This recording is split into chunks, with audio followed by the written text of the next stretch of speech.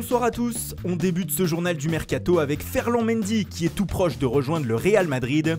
La signature est même imminente selon plusieurs médias espagnols. Une visite médicale pourrait même être organisée à Paris durant le rassemblement de l'équipe de France auquel le latéral gauche participe.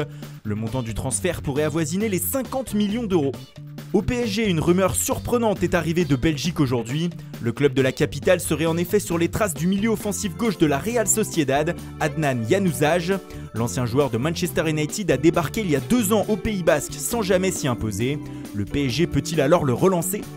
À Marseille, c'est le dossier Kostas Mitroglou qui revient de plus belle. Prêté à Galatasaray, les Marseillais ont appris que le club turc ne voulait plus du grec. Mais l'OM ne compte pas récupérer l'ancien attaquant de Benfica et veut lui trouver une autre destination. L'Olympiakos serait intéressé. À l'étranger, place à notre focus du jour sur la Juventus Turin. Championne d'Italie mais éliminée en quart de finale de la Ligue des Champions, la vieille dame a vécu une saison en demi-teinte. Ce qui a coûté sa place à Massimiliano Allegri il y a quelques semaines. Les Turinois s'activent donc à lui trouver un remplaçant. Et celui-ci est tout proche de s'appeler Maurizio Sarri. Le coach de Chelsea attend d'être libéré par les Blues avant de s'engager avec la Juve. Il sera ensuite le temps de penser à renforcer l'effectif. Et les premières rumeurs annoncent du lourd pour l'équipe de Cristiano Ronaldo. On pense bien sûr à Matthijs de Ligt en défense centrale. Une offre de 85 millions d'euros aurait été transmise à l'Ajax pour le joueur de 19 ans. Kalidou Koulibaly ou encore Kieran Trippier sont aussi mentionnés. Au milieu de terrain, des contacts ont été établis avec l'agent de Paul Pogba afin que le champion du monde revienne cet été au sein du club qu'il a révélé. Milinkovic-Savic et Federico Chiesa sont également sur la shortlist turinoise. Enfin, devant Gonzalo Higuain devrait faire son retour à la Juve, surtout si Sarri venait à reprendre l'équipe.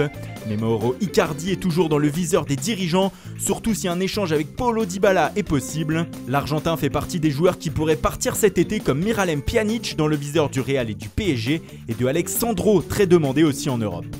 Et puis c'est officiel, Julen Lopetegui est le nouvel entraîneur du FC Séville. Comme nous vous l'annoncions hier, le technicien espagnol va donc reprendre les rênes du club andalou. Il a signé pour 3 saisons. Mais la grosse information de la journée, c'est la signature officielle de Luka Jovic au Real Madrid. Le club de Francfort, qui avait levé son option d'achat auprès de Benfica pour moins de 7 millions d'euros, réalise une plus-value exceptionnelle puisque l'on parle d'un transfert d'environ 60 millions d'euros. Il s'agit de la 2e recrue du Real en cette intersaison après Militao.